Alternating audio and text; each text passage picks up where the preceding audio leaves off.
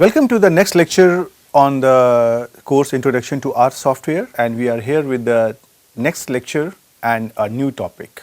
You may recall that up to now we have done the basic functions which are mainly related to the programming, different options, different syntax, different commands and various examples. Now my objective is to show you that there are some built-in functions in R and they can be used to know something without writing a new program. And these functions helps us in computations. In order to illustrate this aspect, we are going to consider some statistical functions. Well, don't worry for statistics, I am not going to use any hi-fi statistics, but I am simply going to use very elementary functions which all of you know. For example, how to compute mean, how to compute variance and so on. And with these things, I would also like to give you some idea that how to draw various types of graphics. So, what we are going to do here, that we are going to consider the statistics which can be used with one variable and statistics that can be used with two variables. And when I am doing this statistical function, there is another aspect, graphics, how to draw different types of graphics in R. So, when I am taking an example, my objective is to use that example to expose you with the different statistical functions available in R and to introduce you with the graphics. What type of graphics are there? How to create those graphics? Well, definitely I cannot take here all the statistical functions and all the graphics, but I would try to take some good number of functions and good number of graphics so that you get confidence and you can create any type of graphics after that yourself. So, we start here, and in this lecture we are essentially going to understand about the this absolute frequencies, relative frequencies and some partitioning value. But before that, what really we try to do in statistics? Usually we have a set of data that is collected from anywhere, from some external sources, or somebody has collected it himself or herself, or there can be various sources from which the data can be obtained. The role of statistics is to provide different types of informations which are hidden inside the data, and statistics is a language to explain the features or to extract the features which are hidden inside the data. So, whenever we are talking of the features of data, there can be various aspects. Those different features can be like, for example, to know what is the central tendency of the data. That means where the data is mostly concentrated. Then what is the variation in data? That means how dispersed is the data usually from the central value. Then we would like to study also the structure and shape of the data and what is its tendency. Then in case if we have say more than one variable, then we would also like to study what is their relationship. And usually with these features we get the first hand information about the data, and for that we have different types of statistical tools which are used. And whenever we are trying to get the first hand information, we used the analytical tools as well as the graphical tools. And in order to take the final conclusion, we try to combine the information gathered from analytical tool as well as the graphical tool to reach to a fruitful and good conclusion. So, in our beside the analytical function, there are various types of graphics which can be plotted. For example, 2-dimensional plot, 3-dimensional plot, scatter diagram, pie diagram, histogram, bar plot, stem and leaf plot, box plot, and so on, and there is a long list. So, we are going to understand how to create all these graphics here in this course also. Now, we start first with some analytical function, and we start with some basics which you already have done, but possibly you have forgotten. So, I will try to give you say an example, and from there I will try to introduce you with the different analytical function. So, first topic I am going to consider is about the absolute and relative frequencies. What is a frequency? Frequency is occurrence. So, we would like to see whether a value is occurring in the data or not, and in case if it is occurring, then how many times. So, for example, if I try to take an example here, suppose I collect the gender of 10 persons and I quote them as say male and female. So, I denote capital M for male and capital F by female, and suppose I get this type of data. The first person is male, second person is female, third person is male, and so on. So, now I can divide this entire data into two categories. There can be category 1 and there can be category 2. Category 1 can be say male and category 2 can be female. So, what we try to count here, and we try to denote this category 1 by say here A1 and category 2 by here A2, right. So, now we try to count here 1, 2, 3, 4, 5, 6, 7. So, there are 7 males and there are say 1, 2 and 3 females. So, I can denote these numbers, the number of males and females by here N1 and N2. So, N1 becomes 7 and N2 becomes here 3, right. So, these numbers are actually the absolute frequencies. What is written over here? They are called the absolute frequencies. So, they are simply trying to tell us that how many male and how many female persons are available in that data set. And similarly, I can also define the relative frequencies. So, I have here two categories A1 and A2, and in order to find out the relative frequency of the first category denoted here as say F1, I have to simply find out the proportion of the male in the entire data. So, this is N1, N1 is the number of male persons, and N1 plus N2 is the total number of persons in my data. So, N1 here is 7 and N1 plus N2 here is 10. So, this comes out to be here 0.7, or that is equivalently 70%. And similarly, the relative frequency of the second category is F2, which is here say number of persons in the female category divided by the total number of persons, and this is 3 upon 10, which is 0.3, and that is equivalent to 30%. So, these F1 and F2, they are called as relative frequency, and they give us an idea about the proportion of male and female persons in the data. So, that is the first step whenever we are trying to say this start any statistical analysis. Whenever we get a data, first I would like to explore different possibilities. So, possibly this is the first step that we try to do. So, in order to obtain this absolute frequency in R, what we need to do, that is the question which we are going to entertain first. So, our next question is how to compute this absolute frequency in R and how to compute the relative frequency in R.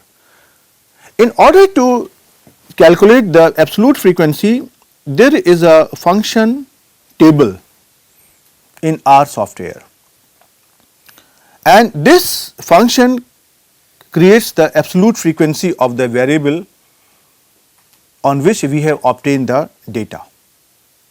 Variable is something on which we try to obtain the data. For example, if I say my variable is height, that means I am going to measure the height of persons. Here in this case, my variable is gender. So, I am going to collect the information on the gender of the person, right. Okay. So, the syntax here is that you try to write down table, then inside the argument you have to write down the data or the variable name, whatever you want. So, suppose I say that I have entered the data in a vector say x, then in order to find out the absolute frequency, the command becomes table and inside the argument x. Now, if you try to see what is the relative frequency, relative frequency is simply the absolute frequency divided by the total number of data available in x vector. So, if I say x is my data vector where I have got say a small n number of values denoted as x1, x2, xn. So, if I try to see this relative frequency is simply here say table of x divided by n, and n is simply the length of x. So, in order to find out the relative frequency, what we do, we try to find out the absolute frequency by table of x, and then we try to find out the length of x, and then we take the ratio. So, this will give us relative frequencies of the given set of data. So, we try to use it over this given data set and we try to see what do we get. Now, you see, when you want to make any mathematical computations on a functions, you cannot do with the category say which is expressed in terms of male and female, because these are alphabets, right. So, I need to convert it into a indicator variable. So, what I try to say here that for the male, for the letter M, I try to use an indicator 1, and for female, for the letter F, I try to use an indicator 2. So, whatever data I have here in terms of male and female, in terms of letters M and capital F, I can convert it into in terms of 1 and 2. So, M is denoted by 1 and F is denoted by here 2, and that you can see I have written here, right. Okay. After this, I try to collect this data set, this numerical data set into a vector, and I try to create here this vector. This is the same data set, and I try to combine them by here C, and I try to create here a variable say gender. So, now this gender variable consists of these many values, and you please keep this conversion of data into your mind, because we are going to use this example repeatedly later on also. So, now what I do here, that I try to find out here table of gender, and you can see here I get this type of outcome, and this, and the meaning of this outcome is this: these 1 and 2 are the two categories, and this here 7, this is going to give the absolute frequency of category 1, which is here male, and this 3 is going to give the absolute frequency of category 2. So, 7 is absolute frequency of category 1, that is here male, and 3 is going to give us the absolute frequency of category 2, that is here female. And similarly, if I want to find out the relative frequency, then I simply have to use here table gender divided by length of gender, and you will get this type of here outcome, where again this 1 and 2, these are denoting the male and female categories, and this 0.7 is nothing 7 divided by 10, and 0.3 is nothing 3 divided by 10. So, because there are 10 observations, there are 7 male and there are 3 females. So, this number comes out to be 7 upon 10, and this comes out to be 3 by 10, which is reported here. But let us try to do this function over the R console, and let us try to see what do we obtain. So, first I try to create here a vector gender, and then you can see here. So, you can see here this comes out to be here gender, and now I try to create here table of gender. This gives you here this thing. And similarly, if you try to find out the relative frequency, you have to simply divide the table gender by the length of gender, and you can see here what is length of gender. This is here 10. So, this 0.7 is actually this highlighted 7 divided by 10, right. So, now we come back to our slides, and here you can see that these are the screenshots of the same outcome. Now, before going further to consider more example, first let me explain you the following. We are going to consider here a data set which is named as pizza_delivery.csv, and this contains a sort of simulated data set on the pizza delivery at home, and in this data set there are 3 branches of the shop in the eastern part of the city, western part of the city, and central part of the city, and this pizza delivery is centrally managed over phone. For example, if somebody calls the shop at some central location and orders the pizza over phone, and the pizza is delivered at their place, and for that there are 5 drivers. So, the data is collected on the number of pizzas ordered and their final bill, means what type of pizza and how many pizza, and there are different types of thing. And this data is saved in a file pizza_delivery dot comma separated values, that is CSV file. The question comes, why should I use this data? If you try to see in the earlier example, I have simply taken 10 values and I am trying to show you how the things are happening. But in this pizza delivery, this is a large data set. I will try to show you. And so, I would also like to show you that what really happens when we are going to deal with a larger data set, because in a larger data set you cannot see all the values yourself. So, why not to first load this data set before we go further. So, you remember the first thing in order to load a data set is that we have to copy it in a specified directory, and we have to set the working directory that we discussed earlier in the lecture. Since by this command set wd, I can locate my file, and then whatever is my file here, this I am going to denote by a name PIZZA pizza. So, now I would like to show you what is contained in a pizza. Please try to look into the screen, because the screen is going to scroll very fast. So, you can see here. So, this is a huge data set which is here.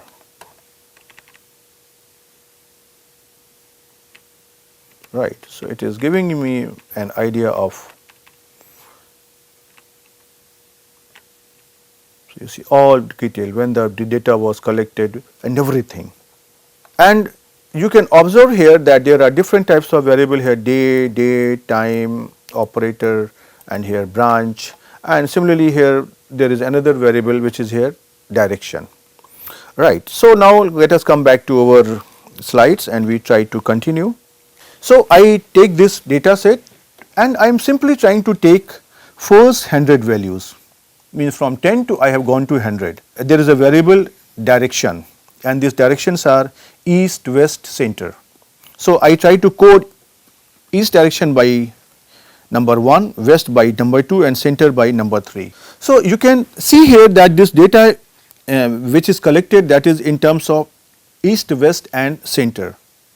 But definitely you need to give it a category in terms of 1, 2, and 3. And if you remember, we already have done this exercise that we try to take a variable and then we try to give it a category by a number. So, I would request you, please try to have a look in the earlier lecture and try to use that concept and try to convert this data east, west, and center into the categories 1, 2, and 3. So, what we have done here, that we have taken here 100 first 100 values from this variable, and we have stored it in the say variable direction, right.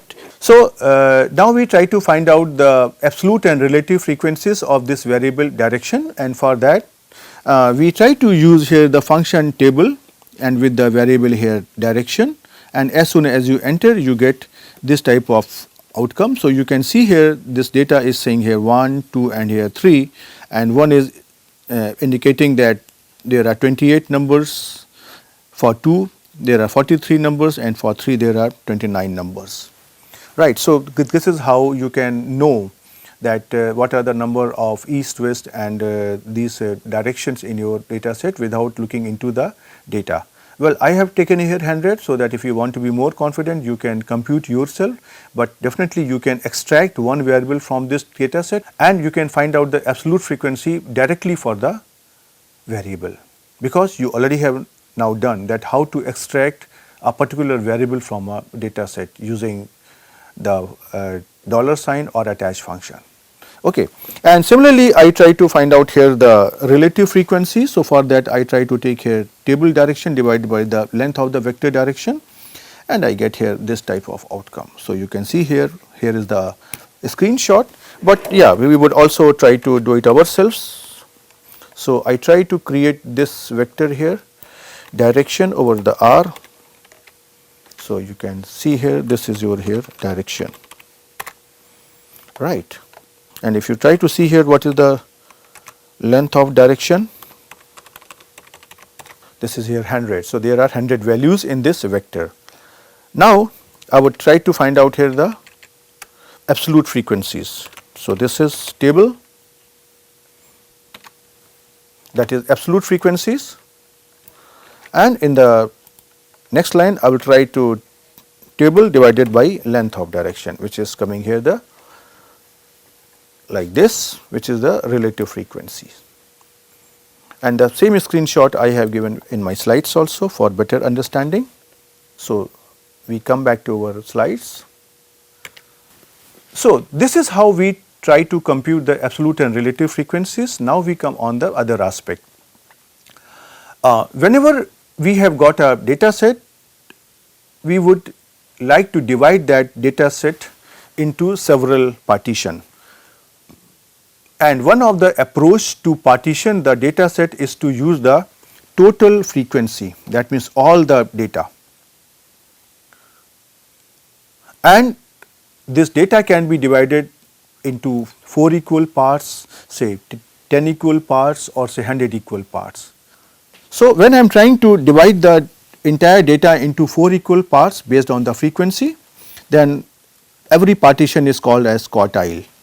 When I am trying to partition the entire data into 10 equal parts, every part is called as decile. And now, when we try to divide the entire data into 100 equal parts, then every part is called as percentile, right. And nowadays you know that in various examinations they have different types of criteria, that in order to appear in exam you should be in the top 20 percentile or top 30 percentile and so on. Okay. So, these are the same value.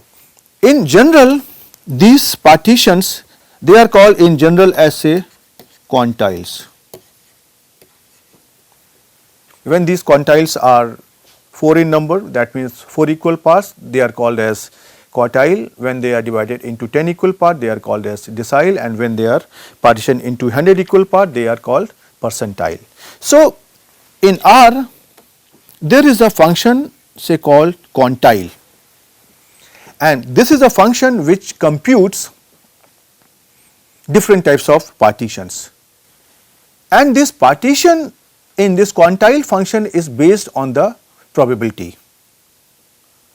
Whatever is the smallest observation, this corresponds to a probability of 0, and whatever is the largest observation, this corresponds to a probability 1, because the probability value of any event lies between 0 and 1. So, they are trying to match it with the smallest and largest observation in the data, and then they are trying to partition the entire data into different parts.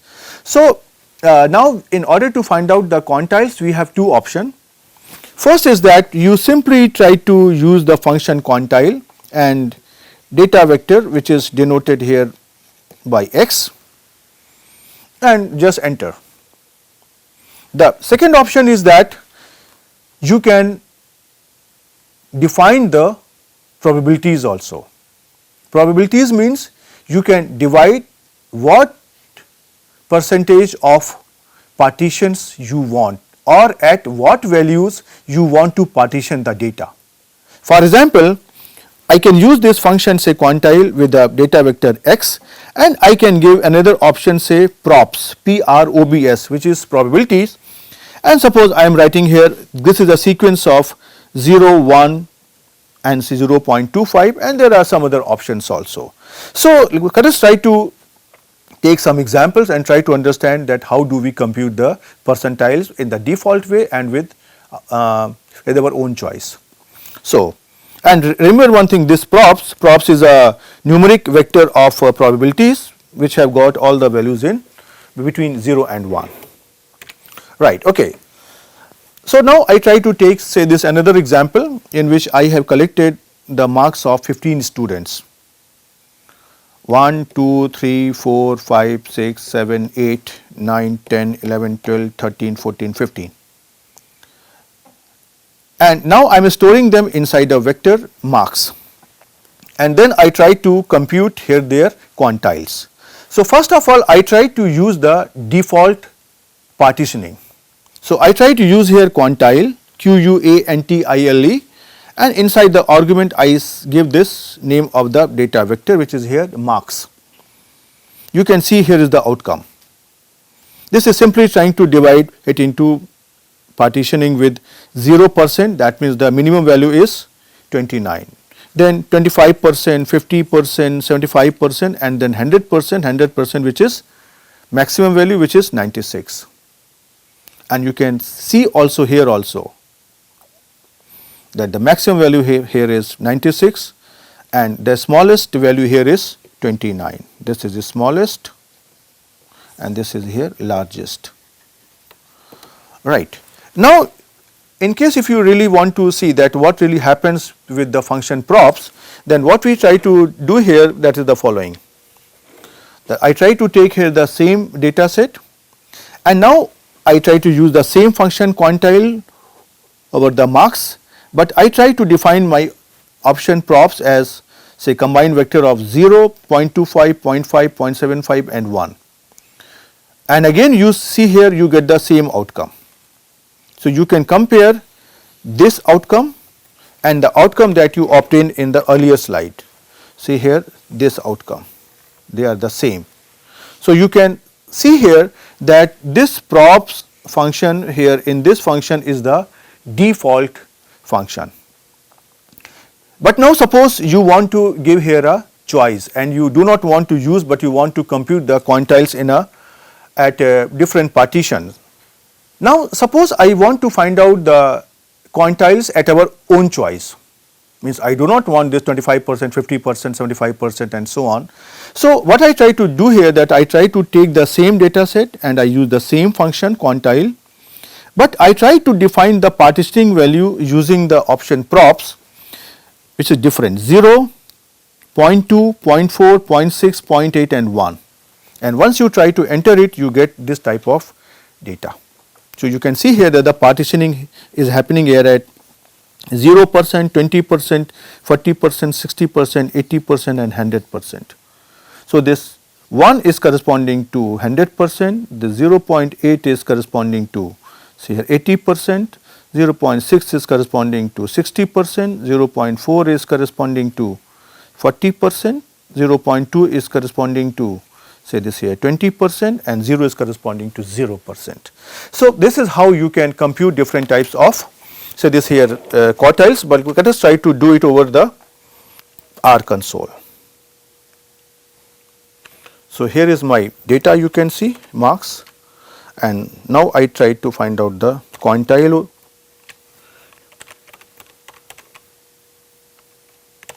That you can see here I am getting the values as 0, 25%, 50%, 75% and 100%.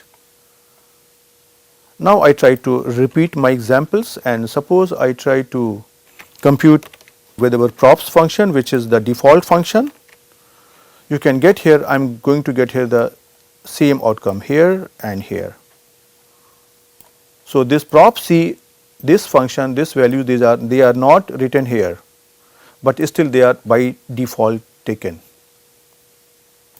Now, in case if I try to repeat this example where I want to choose the partition ourselves, then I can do here like this, and you can see here I am getting here the partitions like 0%, 20%, 40%, 60%, 80 and 100%.